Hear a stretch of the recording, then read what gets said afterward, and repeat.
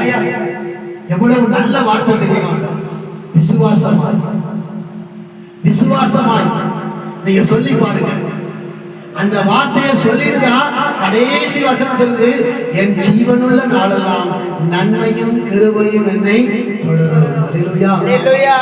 அந்த 1வது வசனம் இல்லைன்னா 6வது வசனம் கிடையாது. நல்லா புரிஞ்சுக்கோங்க. 1வது வசனம் இல்லைன்னா 6வது வசனம் கிடையாது. தலை இல்லைன்னா வாழு கிடையாது. அதே போலதான் 1வது வசனம் உங்களுக்கு இல்லைன்னா 6வது வசனம் உங்களுக்கு கிடையாது. இதுல என்ன புரியுதுன்னு தெரியல. கர்த்தர் என் மேய்ப்பராய் இருக்கிறார், நான் தாழ்ச்சி அடையேன். கர்த்தர் நமக்கு மேய்ப்பராய் இருந்தால் நமக்கு ஒரு குறை இல்லை.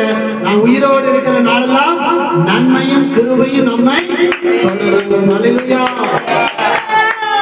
அப்போ நம்முடைய வாழ்க்கையில நமக்கு யார் மேய்ப்பரா இருக்கணும்? கர்த்தர். மேய்ப்பனா தெரியுமா? நம்மளை நடத்துகிறவர், நம்மளை நடத்துறவர், நம்மளை நடத்துறது தான் மேய்ப்பர். அல்லேலூயா. அப்போ நம்மை நடத்துகிறவர் யார்?